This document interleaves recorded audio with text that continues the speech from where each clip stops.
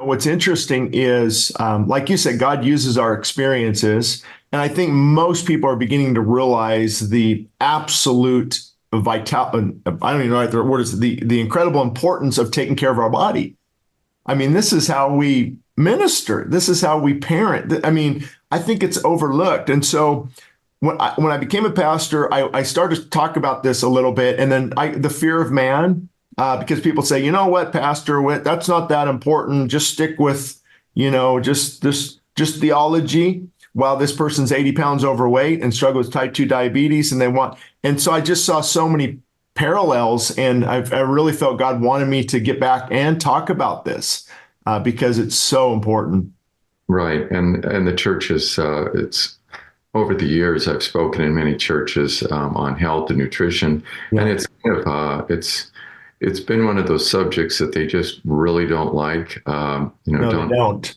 Don't touch my sacred cow. Don't talk to me about diet. And for the most part, I'm not trying to come down on the body, but they'll give it lip service, and they'll say, well, God he loves me the way I am. Yeah. Don't talk to me about that. And it's very hard for them to really see, the importance of that. I mean, Paul talks about, disciplining himself. He's fighting. He's going to win that race. He's going to discipline himself. He's going to not be taken out by anything. Right. And so all things are lawful, all things are not expedient, but I'm not going to be brought under the subjection of any. Yeah. And so anyway, people they don't take things as serious as Paul. And well, that's for Paul, not for the body of Christ, but no, the Lord calls us to be disciplined ones, disciples. He didn't send us out to make believers. He actually said to go out and make disciples. And I mean, so go ahead. I was going to say, if you look at that verse, when he said, I discipline my body daily and bring it into subjection, obviously there's spiritual disciplines and things. But if he's not talking about the lust of the flesh, I don't know what he's talking about. Obviously, I discipline my body and I bring it under control. So when I preach to others, I'm not disqualified because that can be gluttony, addiction. So, I mean, this is such a big topic, and I've seen it where it actually affects who people are at a very deep level. They struggle with anger. Holy Spirit, take this anger away. Well, you need to get off that 500 milligrams of caffeine and this junk food and get some sleep, some good sleep, deep sleep. And I mean, there's so many things that you could look at there. Right. And the church, they don't talk about eating. They definitely don't talk about fasting, and they don't talk about gluttony. Oh, true. Yeah. And they really don't think about that. I mean, at one point, it's not in the scriptures, but they were talking about the 7 deadly sins. I think the first one is called, was it gastromargia or something? That's gluttony. Yeah. Yeah. And, but they don't think about the gluttony that was talked about in the Bible. Gee, our son is a glutton and a drunkard. Well, we bring him out, and if he doesn't repent, he's going to be stoned. Okay. Yeah. There's a few other references, in the fasting. Again, I know I'm preaching to the choir here because you're well versed on all that, but what's good for people to hear? Yeah, the body never thinks about that as far as taking care of who they are. That again, Paul talks about your body is the temple of the Holy Spirit, and we need to maintain that. We need to take care of that. And he who defiles the temple, God will himself destroy. True. Yeah. Well, let's get into this. I think I'm going to title it something like finally, the truth on fitness. I know it's a little bold. And I actually have some notes, so I want to make sure I don't miss anything. We stay on track. And I mean, each of these topics could be a podcast in and of themselves. So I'm thinking maybe just the key points on each one to make sure we get through everything. And again, want to highly recommend The Lost Art of Fasting in a Gluttonous World. I think that would really help a lot of people because you offer some solutions on that. But number one, why is there so much conflict when it comes to the area of health and fitness and dieting? You know, you've got paleo, you've got carnivore, you've got whole plant-based only. And me and you've talked about this. We're on the same page. I mean, biblically speaking, if people would just stick to the Bible, biblically speaking, there's some freedom there and not getting caught up in all the different crazes, because a 30-day or 60-day diet is not going to fix a lifelong problem. It's a lifestyle change. That's right. And I kind of got into this, the backdoor approach. I wasn't planning on doing this. I think I told you before, I wasn't planning on being a doctor. Right. And that's a long story, but it was the Lord, and the Lord brought me into that. I didn't want to be a doctor, but now looking back, thank you, Lord. Yes. He knew exactly what I was supposed to do. But in that journey, and part of that is in the book, as far as what I went through is experiencing things with patients. I would pray for patients. I would try to figure out what was going on.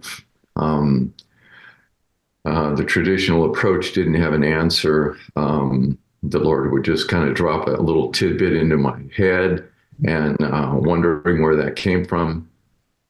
That's kind of how I got into integrative medicine. Yeah. Functional medicine. So once I would apply this, the patient would get better, and then I would have to think about it. Well, what else don't I know? Oh, Lord, can you teach me? Yeah. So, he's the engineer of our body, and he's the one that designed our diet. Yeah. And what I try and do with my page, you've been indoctrinated, you've been fed a lie. Right. This thing that we call food really isn't food. It's fake food. Yeah, it is. And it's a lot of chemicals. It's made by food scientists. For the most part, they're not Christians. They don't believe in God, and they don't realize what they're doing. And we're going to make it better. Okay, well, they never did. It's money. Everything from seed oils to processed. Yeah, and again, there's a lot of that. I mean, they're very well intentioned. True. But when I got into medicine, I didn't know the history of medicine so much, and I assumed that everything was up and up as far as how we were taught, what we were taught, science behind it. I mean, we have a lot more science now than when we did.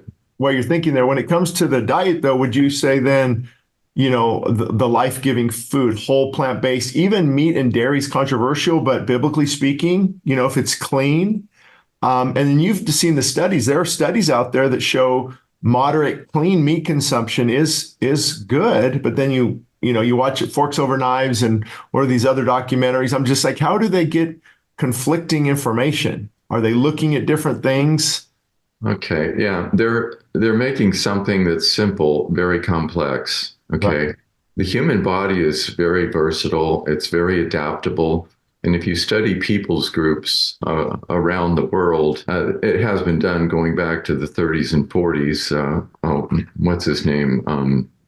The dentist that went around. Oh, yeah. You know who I'm talking about. Yeah, I forgot his name too, but I'm sure we'll both. Yeah, but I keep thinking of Herbert Shelton, but he was a fasting. No, he was more fasting, but it'll come to me afterwards. But anyway, he went around and studied all these people's groups, and this is back in the 30s, published, I think, early 40s. Yeah. And his conclusion was the American diet is way too processed. Right. Okay, so all of these people had different diets, they had different lifestyles, but they didn't have our diseases. So we have people that they're more carnivore, and then there are people that are more herbivore.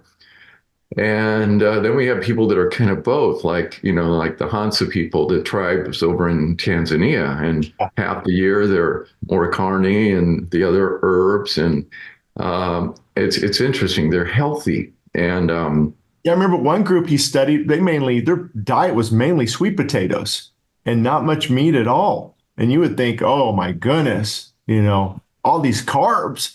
But they're also very active. I think we forget that too. right, Not to interrupt, but I looked at my watch yesterday and I got in a full 1 mile of walking.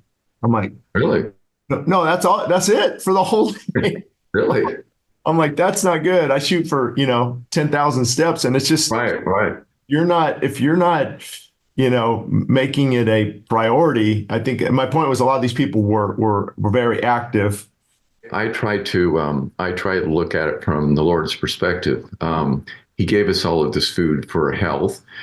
He designed it for our body, and if we follow those guidelines, we usually don't have a problem. What did Jesus eat? Oh, well, Fish, was he bread. yeah, was he a vegetarian? No, he wasn't a vegetarian. I don't have anything against vegetarianism, but there's some little caveats. But Jesus he ate meat, some lamb, some beef, not a lot. Um, and I don't have a problem with the carnivore diet either, except not for the long Yeah, haul. long haul. It's well Yeah, because it's Weston A. Price.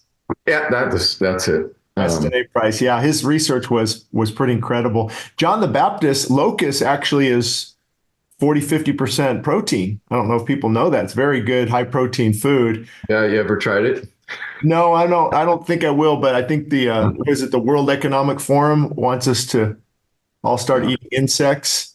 Uh, Yeah. so, but yeah, so that's really the thing is moving more, and you're not carrying extra body weight. I mean, that is huge. And then when you mentioned the processed food, that's actually one of my questions: the truth about cholesterol, because with the refined oils, and the big thing now is is it the ApoB? ApoB, because the ApoB is what brings the LDL, the bad cholesterol, which I don't think is bad. It brings that to the repair site and it repairs the inflammation. And so it's getting blamed for all the problems, but they're not looking at what's causing that damage in the artery. Cholesterol is not an evil molecule. It's one of the most important molecules in your body. Every cell needs it. Yeah. If you take in, if you take in, I don't know, 300 milligrams, your body is going to of cholesterol. Your body's going to manufacture another 800 from the liver, Right. and it's necessary for all your cell walls. It's necessary for all your steroid hormones. It's for your brain. And by the way, it's the transport. It's what? So The transport lipid agent? transport. So that's the cholesterol that we talk about. It's not cholesterol, it's lipoproteins. Right. So Yes. high density lipoproteins, low density Yeah. lipoproteins. And the high density, just so people know, the high density is what brings the cholesterol back into the liver, Right. where the LDL takes the cholesterol out into the bloodstream to repair. And that's why Right. it's called the bad cholesterol. And I never understood. I've actually checked my cholesterol once when fasting. It was high. Like, oh my goodness, why is my cholesterol so high when I'm fasting? Well, it's because the liver is already producing. So you have to wonder all these diets, low fat, instead of these cookies, crackers, the low fat diet craze, getting rid of important monounsaturated, polyunsaturated, getting rid of all these fats, and then now putting in partially hydrogenated oils, aspartame, red dye 40 coloring, monosodium glutamate, and all these things that are not good for the body. A sticky topic, and most of my colleagues are not going to agree with me on this, but somewhere in the 90s or something, I heard a lecture and they were talking about LDL and it was up on the big screen and they were talking about pattern A, large, fluffy, buoyant, pattern B, hard, dense. And then I was really confused and I go, oh my gosh, well, they're both LDL. I thought LDL was all bad. Yeah. Well, it turns out that, pattern A, large, fluffy, buoyant, is driven by fat intake. Pattern B is driven by carb intake. Pattern B is the type that we find oxidized and in the arterial wall. Okay. We don't find the pattern A in the wall. So people are people are a little confused. Well, I heard that, and then I didn't hear anything more about it. Mhm. And I thought, well, how come we never test for that? If pattern B is bad, why don't we look at that? Well, it turns out if we really did that, a lot of people wouldn't be put on statins. So there are genetic components to this. There are people that produce nothing but A for the most part. And then there's families that just produce B no matter what they do. So we have just to bring in a point of clarification, the A is when you called it the tighter, more dense particle in the LDL. That's the one well, causing damage. Where the fluffier B is the one that's not. no, it's the opposite. Opposite. Okay. Okay, Opposite. the A is large, fluffy, Oh, and, okay. and the Okay. B is small, hard, dense. Okay. So, If we could break down those, that would be more. That would be more advantageous to see exactly what type is in a person's bloodstream. right. And so, well, I was a little confused. Well, why haven't I heard anything more about this? Hmm. But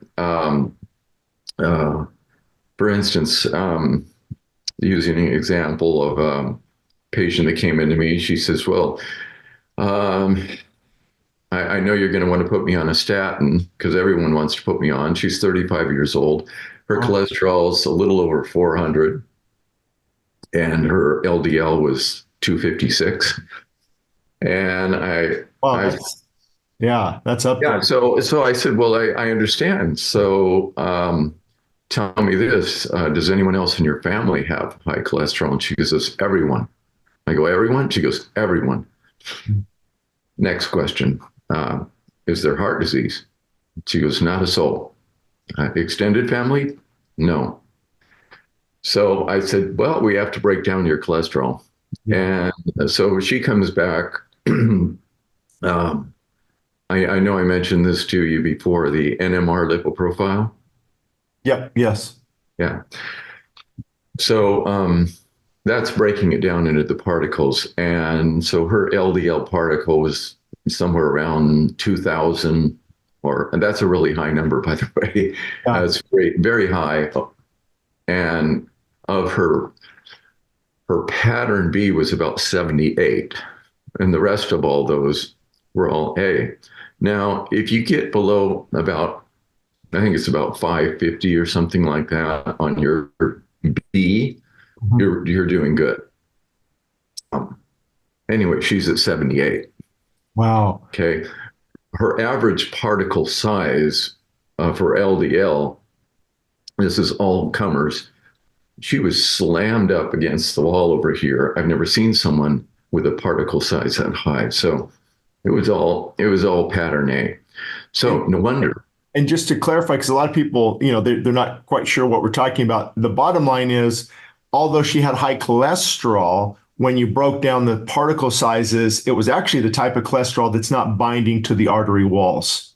So she probably would. Yeah. That's why heart disease doesn't run in her family. Yeah, and the other factor is that the LDL pattern B isn't really a problem until it gets oxidized. And oxidize is when it is oxidative stress, when it's. Well, oxidative stress, yeah, oxidation is rust, but if you have free radicals go through your blood, that's going to oxidize. So, some smoking. Bad food it's free. Yeah. Yeah. Deep fried foods. You can take a group of 10-year-olds and you can go to their classroom and you can do a little Doppler on their artery and check their blood flow. Yeah. And you break the group into twos where half are going to go out and eat Candy.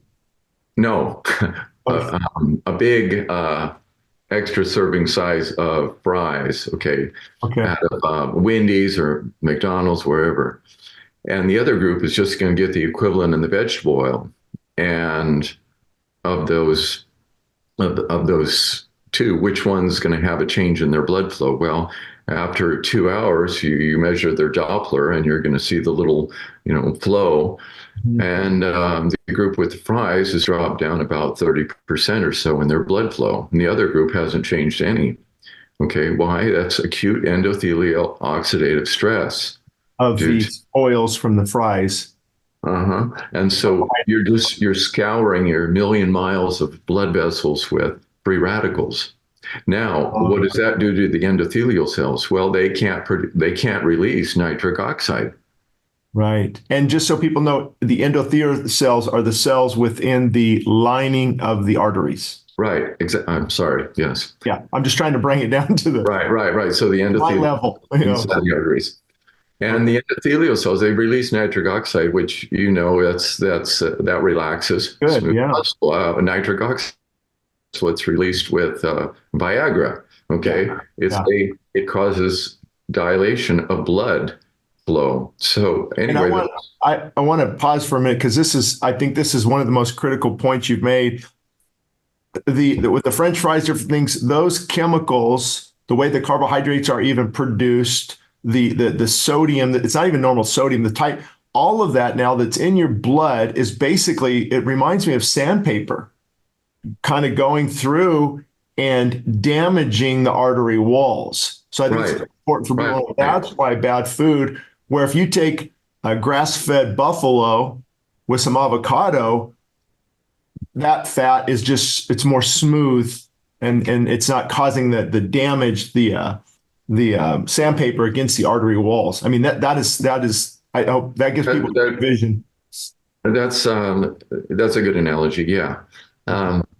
When you've got blood flowing through your arteries, lickety split. I mean, it's very fast flowing, and you've got to have smooth arteries. You have to have no defects, otherwise you get flow imbalances. So anything happens where you get a ding in that wall, the body's going to try and repair itself. Yeah. And this is part of where the cholesterol entering the picture. Cholesterol isn't the perpetrator of the crime. He's at the scene of the crime. He might be a getaway. He's a getaway driver, but I like that. I like that analogy because everyone makes it the bad guy there. Yeah, and it looks like it's more of a part of a healing response. So the problem isn't cholesterol. It's well, how did we get there in the first place? And then you have the glycocalyx.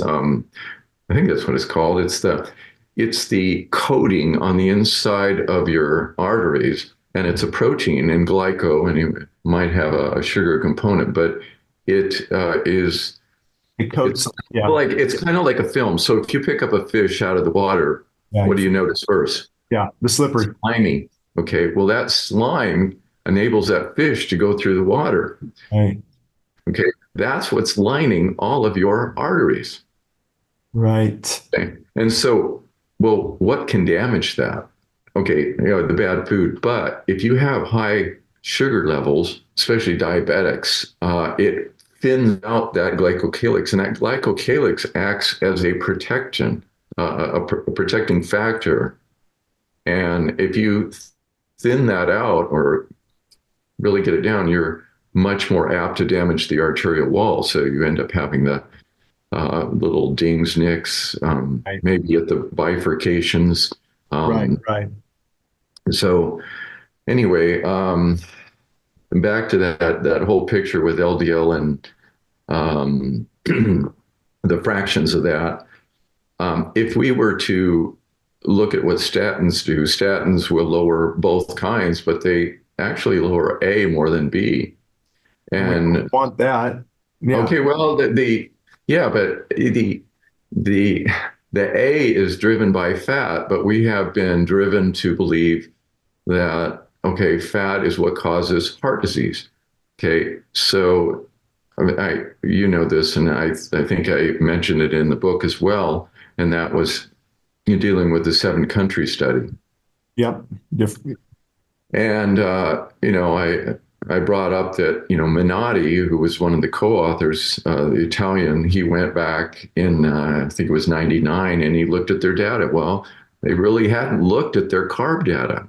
They were so focused on proving that saturated fat was the causative factor, that they never looked at their carb data. So 78, 99, okay, so 21 years later, he goes back and looks at their data and says, oh my gosh, small correlate with the fat, large correlate with the carbs. Okay, and so you never heard about that. The public didn't hear about that. What would that mean to the common person, that the carbs, too many carbs were driving? Right. So, well, going back to I don't know, the mid '60s, we started coming into this idea, and they were debating it, and they didn't know which way it was going to go. Is it the carbs or is it the fat? And Oh, yeah. I mean, there were people that had the idea it was the carbs, but Ansel Keys, who was behind that study, he firmly believed it was all about the fat, and the saturated fat caused it. So he set that study up, and I looked at the study, and I looked at some data prior to the study, and I know that he kind of cherry picked the countries. Yeah. He eliminated two of the countries in Europe that had the highest consumption of saturated fat. Mm-hmm. They also had the lowest incidence of heart disease. Yeah. France, and even the French smoked more than the rest of Europe. Right. But they had the lowest heart disease. Right. And the highest saturated fat. And Germany was a follow-up to that. I was going to mention, because we mentioned antioxidants. Oh, I'm sorry. Do you have a closing point on that one? Well. Anyway, the sugar the Sugar Council, they paid a lot of money. They buried the evidence. The guy that had the study over in the UK. Showing just the opposite. And everyone went along with this mantra that, saturated fat is bad and it causes heart disease, and there you go. But at the same time, we knew about the Eskimos and their 80% fat intake, saturated fat, on top of that, whale blubber, seal blubber, and they have no heart disease. And they don't have stroke risk. Well, they have minimal thromboembolic stroke risk. Ours is over 700% above theirs. And heart disease, it really doesn't exist. But if you take them off the tundra and you feed them our diet. Here it comes, yeah. Yeah, and within 10 years, they're having heart attacks and strokes. So if I went back to the best diet that we initially started to talk about, it would say, obviously, what works for a person, but enough whole plant-based food, the veggies and the fruit, in moderation, of course, but also to possibly bring in some clean meat, a little bit of clean dairy, and then get more active. Basically, good food in moderation and more activity. Yeah. Right. Okay. Right. Yeah. I don't tell my patients. I always tell them, look, I'm not telling you to eat like an Eskimo. Right. No. Yeah. You don't have to do that. But I will tell them, the culprit isn't what they make them out to be. The fat isn't the problem. Now, there are good fats and bad fats. Right. And no, you don't need so much saturated fat. And not all saturated fat is the same. But I try to get a moderation. So, okay, the meat, the vegetables, the fruits, the nuts, the seeds, I try to get a balance. I'm pretty much more of a Mediterranean type. Yeah. Except I don't hold to the Mediterranean diet that most Americans think is a Mediterranean diet. Yeah. And I'm looking at whole foods. I'm looking at the foods. They're not processed food. They're not made up food. I'm trying to get as much natural whole food as I can. Right. But everything's in balance. And that's the key. Yeah, and as I mentioned, man is very, very versatile. They can adapt and like the sweet potatoes. and you mentioned earlier so people know free radicals are they're basically they're missing, was it a proton or something, and so they're bouncing. It's an electron unpaired. Unpaired. And so they're bouncing around, and we've got all these free radicals. And what you mentioned is this type of diet is actually very high in antioxidants. So the antioxidants give that free radical. They help balance out that it's not a free radical anymore. It becomes very stable. And so all this food that we're eating, the Doritos and the Dr. Pepper and the even bread, just normal bread, crackers, cookies, I mean, just about 90% of what we're eating is processed food, which is delivering even more free radicals into the body. And so we can easily see, Right.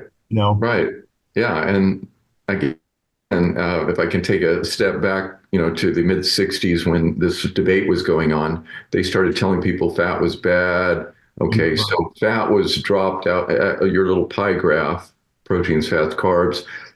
The fats were shrunk. So the vacuum was filled in immediately with carbs. And you can plot it out. You can see the diabetes going up and the heart disease going up, and hypertension is part of heart disease. You start seeing the cancer go up. You start seeing everything go up, including Alzheimer's dementia, Yeah. which is related to its type 3 diabetes, insulin resistance. Right. Absolutely. That's not the cause of Alzheimer's. It's one of the big factors that feeds the whole thing. But the diet kept changing, and we thought, it was going to be better, but it never stopped. Even when they brought to the attention, I remember in 2002, they came out with the International Congress of Diabetologists. They said, wow, if we don't do something, the kids born this year, by the time they reach adulthood, we're going to have huge numbers, up to 30, 40, 50% are going to be diabetic. Well, those kids from 2002, now they've reached adulthood. Yep. And guess what? Now we're looking at, easily 50, 52% of the US population is diabetic or pre-diabetic. Right. And they say, well, pre-diabetes isn't diabetes. Well, I beg to differ. It is. It shows all the signs. We didn't know when we determined, say a hemoglobin A1C of 6.5 that's the number right there. That's when you become a diabetic, and we'll give you your certificate there. But the pathology starts back at pre-diabetes, so 5.7 to 6.4. And the prime driver of coronary artery disease happens to be insulin resistance. Yep. So true. Even, the ApoE4 gene that is driving Alzheimer's, it also drives coronary artery disease. It's linked with that. Well, both of them have in common insulin resistance. Talk a little bit about fasting and replacement therapy, hormone replacement therapy. And it might be good to mention too that you're the type of practice you do, you don't take on new clients, because I can imagine, people after hearing this are wanting to get in touch with you, but I think you're more dealing with specialty type issues now, correct? I don't have an open practice. Okay. And no, I'm happy to I'm happy to do this, and I'm happy. That's what I'm saying. Yeah, this should help. And a lot of people, because I help a lot of people with health and nutrition too. Obviously, not knowing as much as a doctor, I'm kind of know a lot about a lot of different things. If they can begin eating healthy, moderation, cutting out sugar, and even intermittent fasting, getting active, and start to really take care of the body, a lot of their issues. Really, that's the core of it. I think a lot of us know that, but we want that pill. If I can just take that pill, then I can enjoy, all these other things. Right. And that's what we've kind of been indoctrinated in the sense that the answer to everything medically is pill. And yet that's a paradigm I try to get my patients to break, because that's not real at all. No. We were, the whole pharmaceutical industry isn't interested in any of this. Right. And there's so much money invested in the food industry and the pharmaceutical industry. The doctors out there, rank and file, are never going to receive any of this. They're not going to hear this. Right. Is it being taught in the medical schools? Absolutely not. No. Absolutely not. There's a few exceptions, but to this degree, no. And there's a Uh, lot of, I mean, people waking up, Peter Attia, Dr. I think it's Paul Saladino, of course, yourself, a lot of the videos, Ben oh, Greenfield, Gary Brecka, Huberman, his podcast, and, it's getting the message out there.